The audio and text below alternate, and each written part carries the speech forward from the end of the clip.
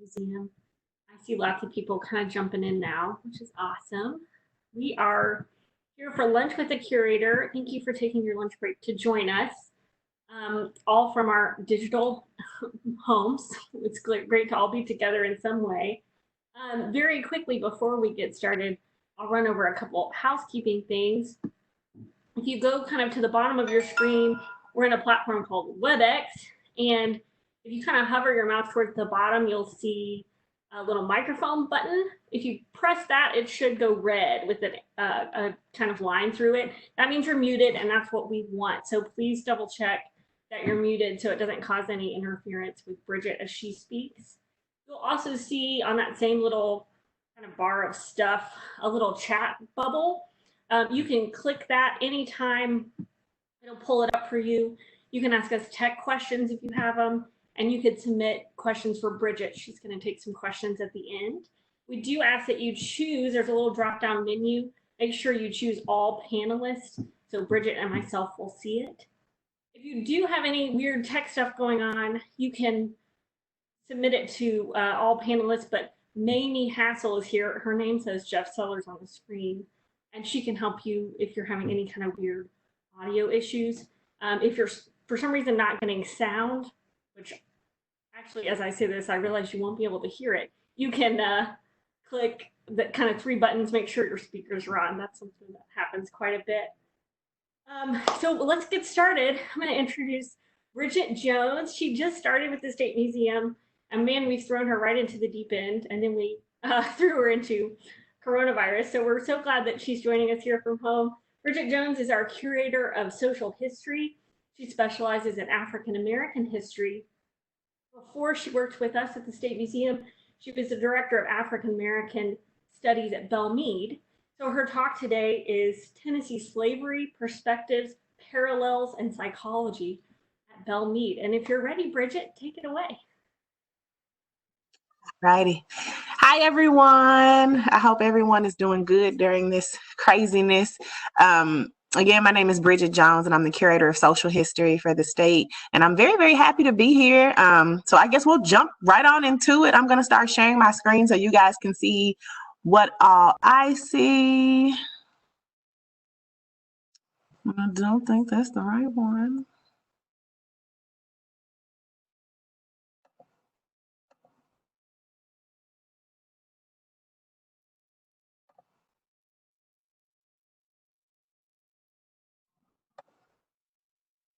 Nope, it's not it either. Sorry, guys. Me and technology, so I majored in history. Much easier. All righty. Now we have it. All righty. So I titled this Parallels, Perspectives, and Psychology because I don't think that you can talk about slavery from just one perspective. There are numerous perspectives, and technically we've always heard slavery and the story of slavery from what's known as a top-down narrative. The top-down narrative means that you're looking at the story of enslavement from the perspective of the owners of the enslaved. My focus is looking at slavery from the perspective of those that were enslaved. As we begin to discuss this, you'll begin to see parallels between society then and society today and how we deal with racial relations. And of course, all of this ties into psychology. How do we rationalize these things to ourselves? And then how do we use that rationale in how we interact with one another on a day-to-day basis? So let's begin. So simple question, what is slavery? Most of the people from the South are very, very aware what slavery is, but if anybody is on this call who may be from the North and might not know just a simple definition, it's called a peculiar institution by former Vice President John C. Calhoun. And it's technically the system of chattel enslavement of Africans and their descendants, as well as some Native Americans in the United States from approximately 1619 until 1865. Now, when you talk about slavery, most of us tend to think 1619 because we discuss enslavement from the perspective of the English arrival in America. But just to be specific, enslaved Africans were here as early as the 1500s as a result of the Spanish, and they would have been coming in through Florida. Now, and here we go.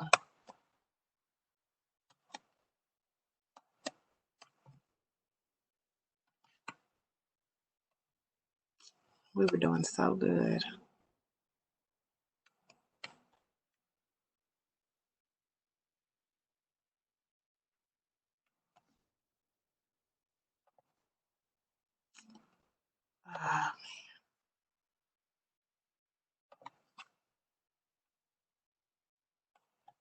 What is going on?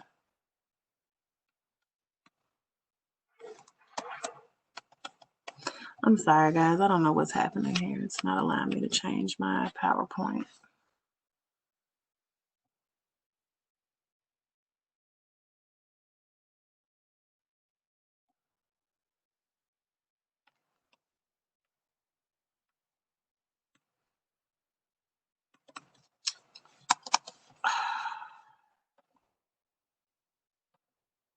There we go. So once you get digging into it, one of the things that you often hear as well is, well, America wasn't the first person to have slavery. And that would be one of the comments that would always send me into a tizzy. Because no, America was not the first to do it. The legacy and history of slavery goes as far back as the Bible. But the issue is that in the United States, it seems that the institution may have been perfected. Slavery in America was a very, very different beast than what you would have seen in biblical history. Now, what in God's name? We did practice this beforehand, you guys, and it was working just fine.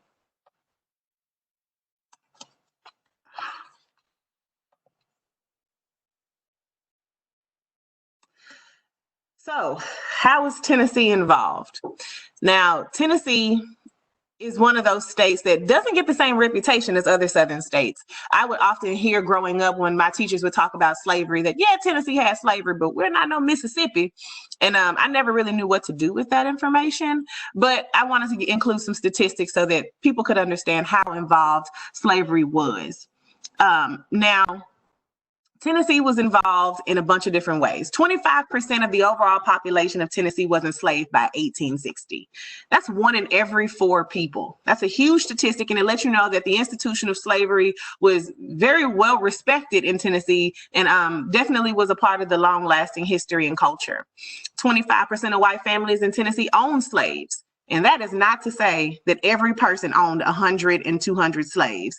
The average family that could afford a slave could only afford one. Slaves are very expensive, and that's not something that you just could go buy. It's definitely a symbolism of wealth.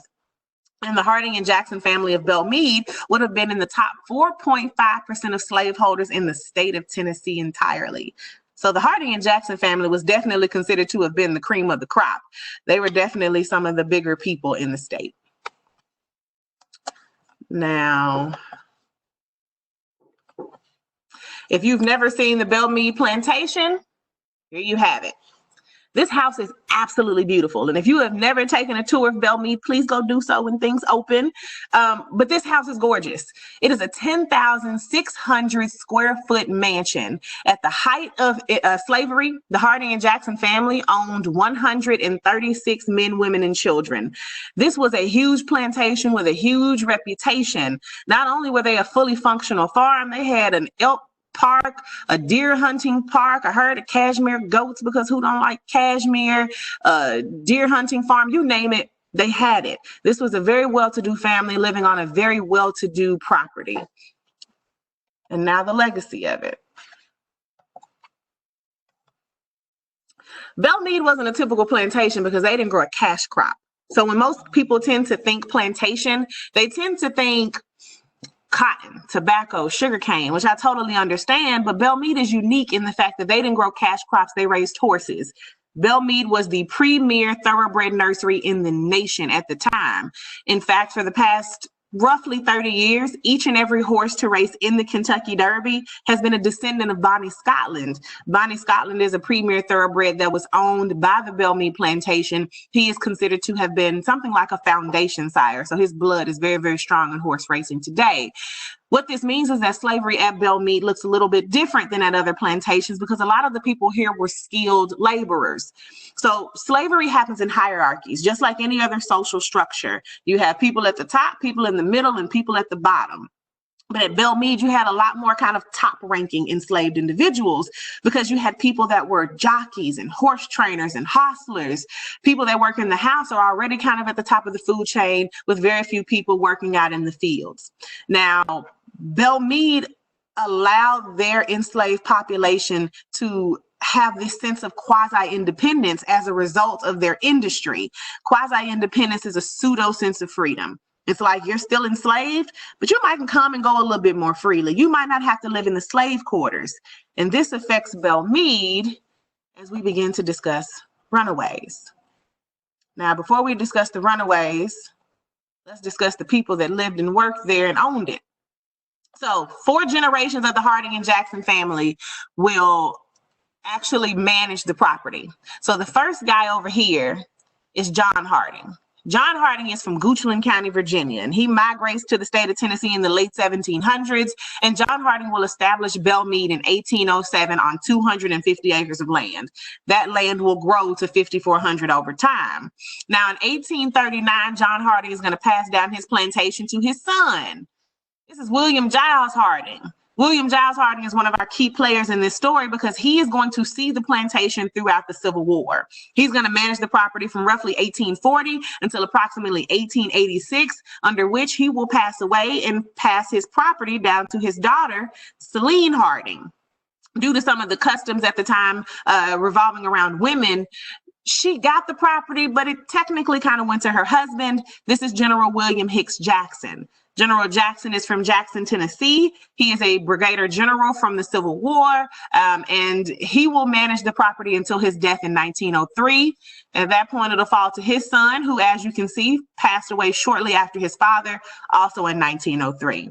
With that being said, the Belle Meade Plantation was owned for 99 years and ran by 4 generations of the entire family. Now, following the departure of the Harding and Jackson family, the property will be owned by about 4 or 5 different families in between 1907 and 1953. In 1953, the property will be deeded to the Association for the Preservation of Tennessee Antiquities, known as the APTA. They will take over the property. It will become the mansion and museum that you all know about today. Now, the Runaways. This is what I call the juicy stuff. One of the biggest things that I always hated about slavery and the study of slavery, and why I chose to do this job initially, is because we only really talked about slavery from the perspective of the enslaved who were a little bit more docile, kind of the happy slave narrative. I always hated that narrative because I heard something totally different growing up as a child in the South, especially a Tennessee child in the South. So I really wanted to focus on the people who chose to take their own initiative in their living conditions. So I want to focus on runaways. Now, this runaway is the second runaway to leave Belle Meade. He left in 1818. Now, the first runaway to leave left in 1817. This runaway arrived maybe 3 months later. His name is Ned, and Ned left Belle Meade 4 days after his arrival. So that tells me that Ned was not very happy with his job, so Ned took it upon himself to what we call self-emancipate. But Ned didn't just escape. As you can see here at the top, Ned is a thief. Ned stole a horse. So that means that his charge was not just escape, it was also theft. And if you were to separate these 2 crimes, they could be punishable in all types of different violent ways. However, Ned, we don't have a punishment for him. We can only assume what could have happened. So let's look at what this looks like on a bigger scale. One slave stole from Belle Meade in the 1850s, and he was given 80 lashes for that crime. Okay, so let's look at some outside sources. As I was looking for runaway ads for Belle Meade, I stumbled upon a book. It's called Runaways, Coffles, and Fancy Girls. And in that book, a runaway ad from Andrew Jackson is listed around the same time period. Andrew Jackson's runaway ad was issuing a $100 reward per 100 lashes up to 300. That means that if you can find him and beat him 300 times, then I will pay you $300 to do so. And this was in the weekly newspaper. Now, I'm pretty sure that Ned wouldn't have been able to read the paper, obviously, but I bet Ned would have known the punishments that were common for the crimes that he committed. He knew that when he left, there was no coming back to Belle Meade for him. Ned was never found nor captured. Let's hope that Ned was able to find his freedom somewhere above the Ohio River. Now, not too long after Ned leaves, the plantation begins to go through this silent period. I wasn't able to find any runaway ads between 1818 and 1840. However, shortly after William Giles Harding takes over this property, we have one last runaway. And this man's name was Will. And Will comes with a very interesting story. You see, there was a man in Nashville at the time. He was biracial. His name was James Thomas. James Thomas was the son of a court judge. Now, as a biracial, quasi-independent slave, James was able to kind of live among the higher rankings of society. James owned a barbershop in Nashville, and William Giles Harding frequented this barbershop. Now, James wrote a book in his later years called From Tennessee Slave to St. Louis Entrepreneur. And in that book, he details William Giles Harding being in his barbershop talking about this runaway named Will. Now, in the book, he says that William Giles Harding described a slave named Will leaving his plantation in 1844 to make his way to Buffalo, New York. Now, Buffalo was a huge haven for free Black people and runaway slaves because of how close it was to Canada. And Canada was known as true freedom, because if you can make it across the Canadian border, the Fugitive Slave Act would not apply. You can't be brought back into America from a new country. Now, supposedly, William Giles Harding decided that he wasn't just going to put an ad in the newspaper. He was also going to go to Buffalo to find and bring his own runaway slave back to Nashville. Now, when he arrived in Buffalo, the story gets funny, because supposedly he began his search in a Black-owned barbershop that was owned by James's brother. Supposedly, William Giles Harding walked into this barbershop and began to ask, did anybody know where his runaway slave was? And supposedly he is quoted as saying that he had never been met with such a cold and indifferent manner before ever in his life, which did not surprise me much. To put that in layman's terms, William Giles Harding went into a Black barbershop as a white slave owner and asked all the Black people, did they know where his runaway slave was? I bet they were a bit cold and a tad bit indifferent. Now, supposedly he was so off-put by this cold and indifferent treatment that he decided he was leaving Buffalo altogether. He was just going to come back to Nashville without his runaway slave. And this is where the story got tricky. You see, before he could board his train to go back to Nashville, he said that that runaway slave came to find him at the train station. He suggested that something to the extent that that runaway slave ran up to him and said, well, sir, I heard you was in town, so I had to see you before you left, which baffled me to no end, because I just could not fathom why a fugitive slave would run up to his master in a free state that was only in a free state to find and bring him back to slavery. Made no logical sense and left me with two theories. One, this conversation never actually happened. Or two, it happened. It just didn't happen in the way that it was recorded and told is happening. You see, the recording and the telling of the history and the legacy of slavery is where stuff got tricky. Because if most Black people in that period could not read and write, then your next logical question should be, well, who's doing the telling of the history? Who's doing the recording of the history? That takes us into the lost cause. If you have never heard of the lost cause before, I completely understand, but you probably have heard of its teachings. The lost cause is made popular roughly around 1866 with the publication of this book. It's written by E.A. Pollard, and it's a separate, an alternative, a secondary history to the history of the South. I'm going to quote an excerpt of the book so you guys can really understand what it means. In the book, E.A. Pollard says, and I quote, that odious term slavery, which has been so long imposed by the exaggeration of Northern writers and upon the judgment and sympathies of the world, is properly applied to that system of servitude in the South, which was really the mildest in the world and which did not rest upon acts of debasement and disenfranchisement, because it elevated the African and was in the interest of human improvement. So what that means is that the lost cause is a secondary theory that promoted the idea that slavery was good for Black people. It elevated us. It pulled the barbarian of Africa out of us and made us most civilized human beings. See, the lost cause began to promote this idea, this theory that the Civil War itself was never fought over slavery. As a child growing up in the South, I believe I was taught that the Civil War was fought for the states' rights. And, you know, I can kind of get behind it. I get it. The states' rights. States' rights to do what is the other question. You see, when you start exploring the lost cause, you start exploring the psychology of slavery. You start exploring how did slaves feel about slavery. That was one of the things the Lost Cause focused on heavily. They focused on what was known as the quote unquote loyal slave. And we all know the loyal slave. We were taught the loyal slave through images of Sambo, Uncle Tom. They do all the shucking and the jiving. Yeah, we've been taught the loyal slave. And Belle Meade had their own fair share of loyal slaves. Let me introduce you to a few of them. First up is Susanna Carter. Now, Susanna Carter is at the top of the food chain at Belle Meade. She was known as the head of domestic staff. So she is one, a house slave, and two, the head house slave. So she's pretty high ranking in her own regard. Now, Susanna Carter is intriguing because she has two conflicting stories about how she ever even came into the world to begin with. One story comes from the plantation that gave her to Belle Meade, and the other story comes from her descendants. And I'm going to tell you both, and I'll let you decide for yourself. What I know to be a fact is that she came to Belle Meade from the Carnton Plantation.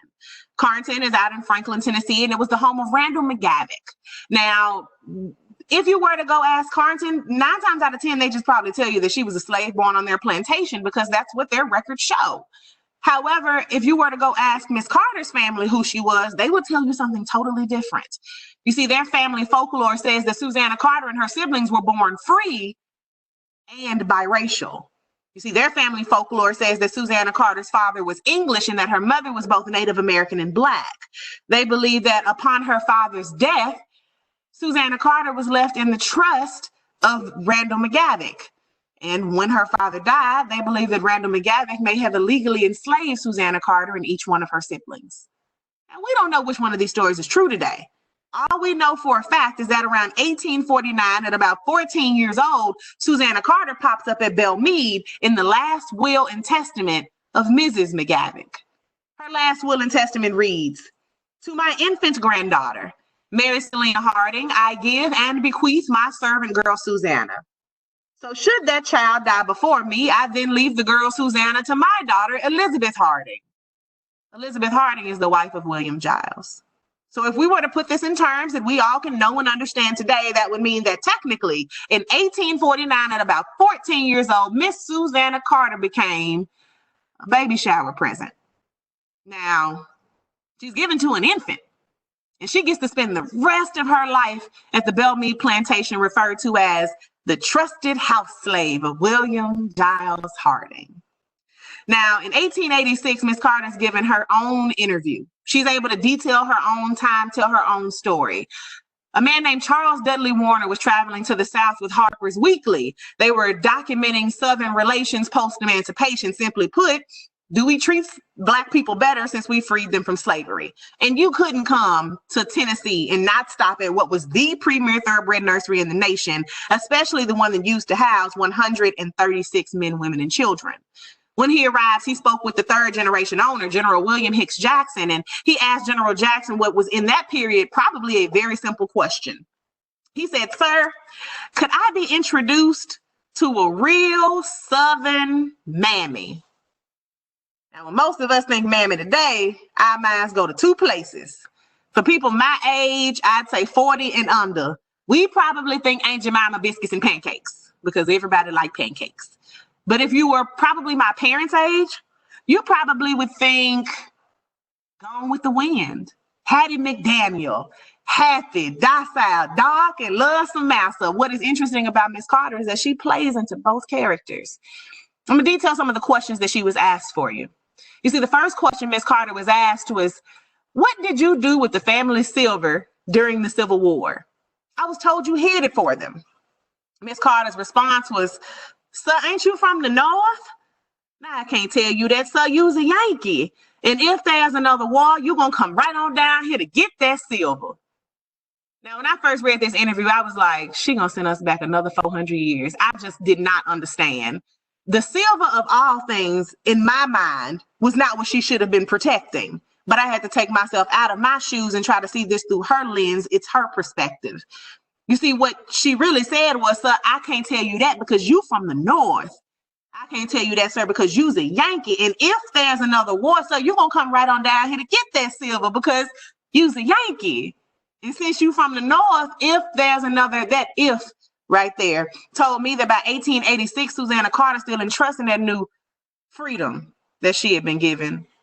But I mean, if you put yourself in her shoes for just a moment, if you see her perspective for just a moment, if you've been a slave your whole life, if everybody that looked like you've been a slave their whole life too, would you believe in freedom? You see, here in the state of Tennessee around 1853, I believe it was illegal for free Black people to even reside in the state of Tennessee. William Giles Harding sat on the committee that enforced that law, because you don't want a population of enslaved Black people looking at a population of free Black people, then admiring and aspiring and hoping to all those crazy notions and ideas, you know, wild stuff like freedom. You get your freedom, you're supposed to get out of the state of Tennessee, but she was just getting started. She also said that she feels like slavery wasn't that bad. She said that for her, slavery was less the whip and the lash, and it was more sharing lamb and peas with master.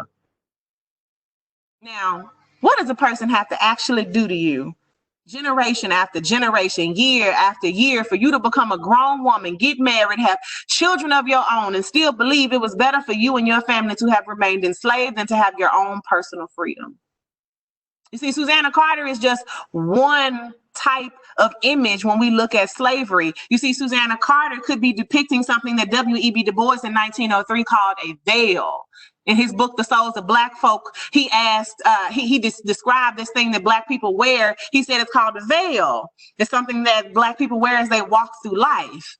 And later on down the line, a poet by the name of Paul Laurence Dunbar wrote a poem, and he called that veil a mask. In the 1970s, Maya Angelou wrote a poem where she detailed the same thing. She called it the mask. She added a couple stanzas on it. Now, the poem reads that we wear the mask. It grins and lies. It hides our cheeks. It shades our eyes. And it's debt we pay to human guile. Today, that same phenomenon, that mask, that veil, is called code switching. See, it's that weird thing that Black people do when they shift and fluctuate in between cultures and societies, otherwise making yourself more accessible, more acceptable, more articulate, more approachable, because essentially you can never be too Black in front of white people. That makes them uncomfortable. All the way back in 1886, could Susanna Carter have been wearing a veil or a mask? Could she have been code switching in 1886? Possibly. Now, the most interesting thing about Susanna Carter and people like her, at Belle Meade, out of 136 enslaved people in 1886, 11% of that number was mulatto or biracial. 11% of 136 people. Now, I cannot tell you where the mulatto slaves came from. That part of the record wasn't kept. What I do know is that mulatto people wouldn't have fell out the sky. So it can be assumed where they may have come from. But as a historian, I can't operate in assumptions. But let's explore our options here. Which slaves would master and his colleagues and his overseers and business partners and whoever else was running in and out of his house on a regular basis, which enslaved people would they have been around enough and seen enough that they could begin to develop some sort of an emotional, a physical, a sexual attraction to? You see, in most cases, it's going to be the people that work in the house like Miss Carter. You see, they cook and clean and tighten his wife's corset every morning. So now let's explore all of these perspectives, because, oh, there are a lot of perspectives. First up to bat, how must Master's wife have felt about this? I mean, think about it. How must it feel to have to look into the face of your husband's indiscretion every single day and there's nothing you can do about it? You see, we all know that Black people didn't have any rights back then, but somebody else didn't have any rights back then either. White women. You couldn't walk up to your husband and tell him what he could and what he should be doing. So if you have some pent up anger, aggression, and resentment, but you can't take it out on your husband, who will you take it out on? Okay, so what about the slave? How must it feel to have to come to work every day and bear the brunt of someone's anger and aggression and resentment for a situation that you did not ask for, nor can you control? What happens when that slave pops up pregnant? Now, how must Master's wife feel? Imagine how you would feel to have to look into the face of your husband's indiscretion every single day. But then again, think about how the slave must feel. How must it feel to look into the face of your baby? How must it feel to carry a baby for 9 months and know that to the person that owns you, to their father, your baby is just free property to be bought and sold at will, nothing more, nothing less. But again, think about how the child must feel. Think about how it must feel to grow up on a plantation with your daddy, your biological father. Think about what it might do to you to know that to your daddy, you're just free property. He can sell you today. He won't think about you tomorrow. You share his blood, but you'll never be his kin. Imagine what this does to people over time. Last but not least, that always got left out of this conversation. What if that slave had a husband the whole time too? Now you start playing with the psychology of manhood. Imagine what it might do to a man to have to go to work 6 days a week from sun up to sundown, come home to a 15 by 15 shack that he shared with 8 to 10 people and split bacon and cornbread with him every single day because those are your rations.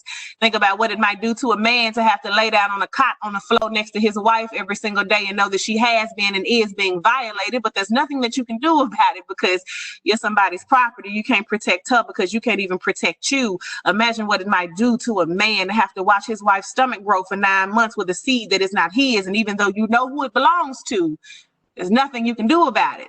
You're somebody's property. You can't protect her. You can't even protect you. Imagine what this does to a culture over time. Let's talk about some of those men. This is Bob Greene. Bob Greene's at the top of the food chain as well. He is the head hostler.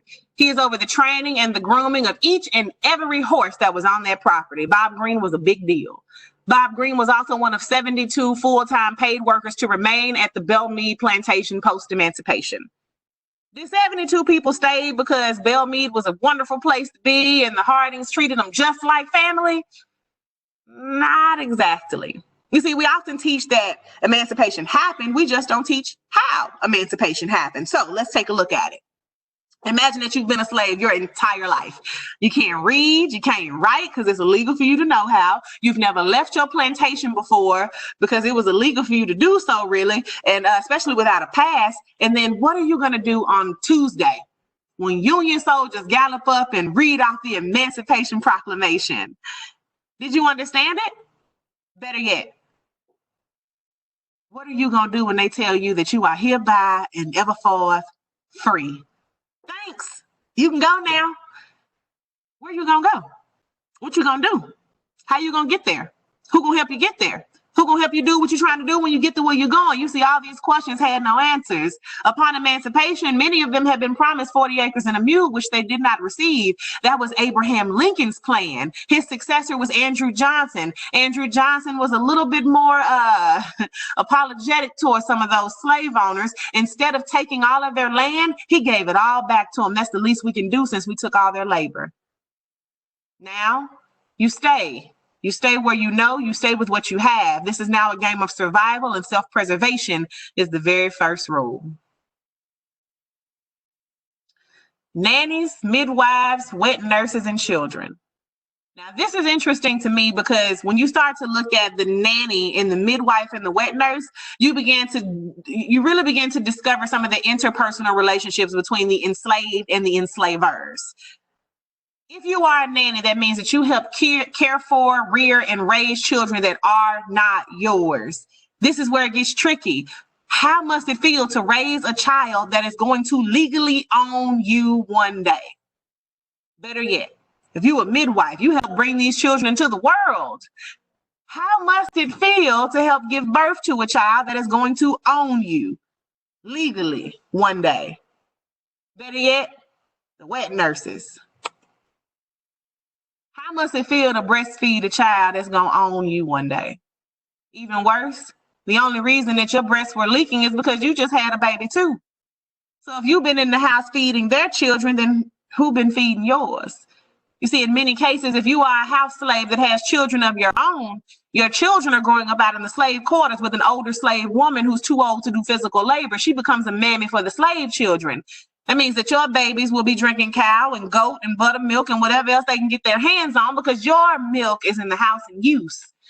Now, we know that breastfeeding is a bonding mechanism between mother and child. So if you didn't get to bond with your mother because somebody else was bonding with your mother, then what does that do to the foundation between mother and child over time? Last but not least is Joe Carter. Joe Carter is one of my favorite people because his story ties into my own. Joe Carter is one of the 72 that chose to remain at Belle Meade post-emancipation. Joe Carter was referred to as a manservant. Joe Carter is technically like a personal assistant. Now, in 1943, Joe Carter gave his own interpretation of his life at Belle Meade. This is something that he did right before he died. And he did this to what is today the Tennessean. He gave an interview. And in that interview, he described Belle Meade as being a noble farm comparable to none. His wife even concluded the interview by saying that if more folks would have been like the Hardins and Jacksons, that the world would have been a better place. And the first time I read that interview, I could have threw my laptop into a wall. I was frustrated because I had no idea how to interpret this interview. But the most interesting thing about Joe Carter is not his interview. It's the fact that this is Susanna Carter's son. And I'm pretty sure that the relationship that his mother had with the Harding Jackson family has a lot to do with his interpretation of the Harding and Jackson family. Because I mean, honestly, the hardest question I had to ask myself was, could these people have had a relationship with those people? It's very possible. Because if this is the only family you've ever known, if this is the only treatment you have ever been subjugated to, at what point were you supposed to realize that they and this is wrong? You see, ignorance is bliss. That's a saying for a reason. But the Carter descendants, despite everything they went through, went on to be extremely successful. They are doctors and lawyers and teachers today. One of them is the vice president for public relations for the NFL currently. They are doing wonderful. They graduated from every historically Black college in the city of Nashville. Tennessee State, Meharry Medical College, American Baptist, and Fisk University. They did great today. But what do we have in common? That color. You see, in one of those Runaway ads, a man is referred to as tolerably Black. That means light-skinned, tolerable. Joe Carter is tolerably Black, as are my descendants, my ancestors, rather. This woman in the middle is my grandmother. Her name was Mae Roy Hunt. See, Mae Roy Hunt and her family historically were enslaved on the Ames Plantation in Grand Junction, Tennessee. And my family folklore is that my family descends from the Pruitt family. You see, and that light skin color, we've been told, comes from the Pruitt family. Now, the Pruitts, from my understanding, were a pretty wealthy family in Grand Junction. That is a pretty wealthy family today. And some of them even know this story from what I've been told. Some of them have even talked to a few of us. But we don't have any of the Pruitt money. That's called generational wealth. It just didn't spread to my side of the generation, I suppose. Now, my grandmother would often tell her very brown grandchildren that we couldn't go outside and play too long in the summertime. It was going to make us too Black. You see, as a kid, I thought she was mean and crazy. And then I grew up and realized that what she was really doing was passing down an old tradition to me that had been passed down to her, one that is rooted in something called colorism. It's when people stop focusing on the fact that we're all Black and we focus on what shade of Black you are, who's lighter and who's darker. You see, around 1925, somebody probably told my high yellow grandmother that if she could just stay that light, I mean that close to white, her life would be so much easier. So around 2005, my grandmother told her 14-year-old grandchild that, baby, if you can just stay out that sun. That's what slavery did. Today, we're the last descendants of a very peculiar institution. Our only goal should be to use the tools that we have to be better people. 2020 marks the 401-year anniversary that the first Africans were brought into this country as slaves. 2020 also marks the 155-year anniversary of their descendants' freedom. That means that Black people in America have only been free 155 years. There's people alive that are about 100 years old or older. So that means that either their grandparents or their parents were born a slave. So when people wonder why they just don't get over it already, it gets a little tricky there. My last question is simple.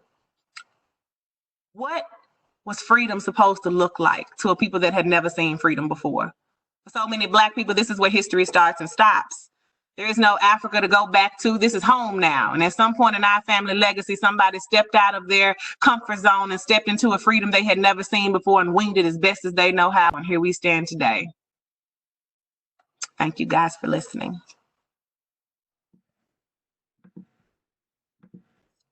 All right. Hey. That was fantastic. And you really pushed through the technical difficulties at the beginning. So thank you. Trying to. I know it's a new world. We're all working from home. We are going to take a couple questions if you're ready. Yeah.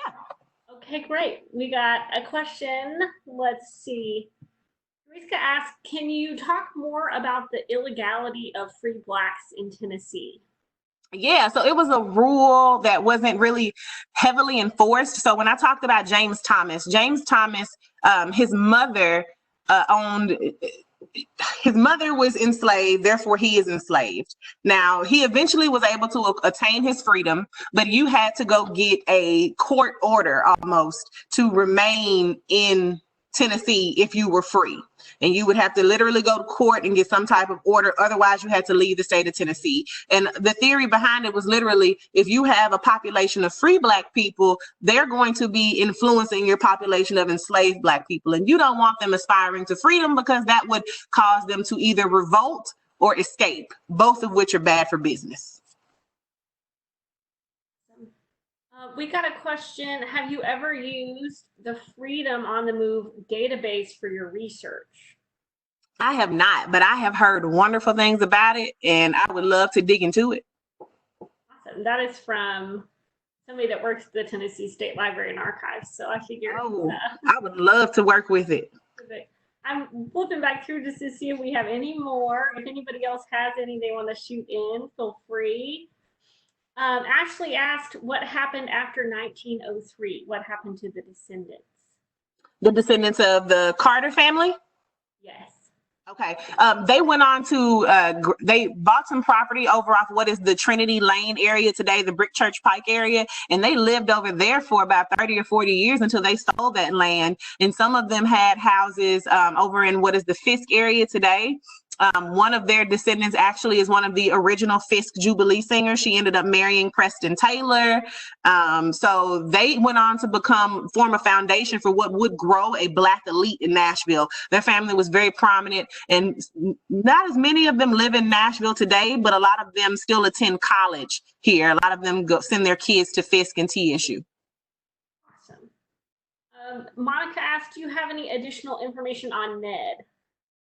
No, I would love to get some more information on Ned, but he literally was never captured. He left, and John Harding never captured him to my knowledge.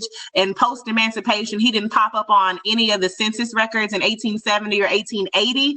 So I'm assuming that he was able to hopefully find his freedom. Hopefully. I know, it's nice when you can just hope for the best. Yeah, exactly. All right, we got a question. Sorry, it's flipping around. What can Tennessee do to continue to grapple with its recent history of slavery at an institutional and individual level? I think talking about it, for one thing, is going to be the biggest thing we can do. For a long time, we've kind of decided that it was uncomfortable. And I think sitting in that uncomfortable space is the most important thing you can do. It's taking a conversation that is uncomfortable and just dealing with it. Talking about slavery isn't exactly comfortable for me, but I have to do it. So I think that's one of the biggest things we can do is talk about it and let some of our inherent bias go and just look at it for what it is, and then look at it for what it did, and then look at where we are today and see, are some of these things interconnected? If they are, how can we disconnect some of that and essentially be better moving forward? No, they did not find the horse that Ned left with either. I can answer that real quick. You're probably looking at these two, Bridget. Did you ever experience negativity from guests regarding your research? Absolutely. I found that there are still a specific demographic of older white people who do not want to hear about this. But yet they would come take the tour. So it was very confusing to me, because I don't know what they were expecting on the tour. But yes, I have dealt with a lot of negativity. I pay it no mind. There's an old African proverb that says that I come as one, but I stand as 10,000. So I just believe in my heart that I have all the backing I need to continue doing what I'm doing and doing it well. Wonderful. And that's what everybody else wants to know. Multiple people have asked, what's next for your research? What are you doing next? I don't know. Right now, I'm kind of playing it by ear. It's been an intriguing journey, so I'm open to all opportunities at this point. I'm still just researching and trying to learn and memorize as much as I can. I would love to take speaking to the next level. That's my passion, talking about Black history. So hopefully I can run into the speaking lane until I can't speak no more. Awesome. Thank you so much. Absolutely. I don't believe I've missed any questions. You guys can always reach out. Oh, there's one more that just came in. We'll do one more and then we'll wrap up. Okay. She says, when I toured, I remember only seeing one building that was to represent where slaves lived. Do you have any idea how many might have been on Belle Meade? Yes, so we know there would have been about 16. The cabin that you're talking about is not original. It's a replica cabin, not even a replica. It's a real cabin from another site that Belle Meade used. The original slave cabins were torn down in the 1970s at Belle Meade. But we believe from some archaeology that was done, there were about 16 right behind where that cabin now sits, and they would have been in like a semicircle. And since none of them are there today, we just have, there's a marker over there that just symbolizes what that space was used for. Awesome. All right, we'll wrap up. Thank you so much. Everybody who has attended today, thank you so much for coming. We always post these videos on YouTube, so probably tomorrow, about a day after the lectures, if you've missed any or you want to watch any or send them to friends, you can always see them on YouTube. And we'll be back next week, Wednesday at noon. Tweaking our title a little bit. Instead of Lunch with the Curator, it's actually Lunch with our Director. So our Director, Ashley Howell, will be speaking, and she's speaking on museum history and the influence of the Tennessee State Museum. So that'll be fantastic. Thank you guys so much again for joining. Have a great day. Bye, y'all.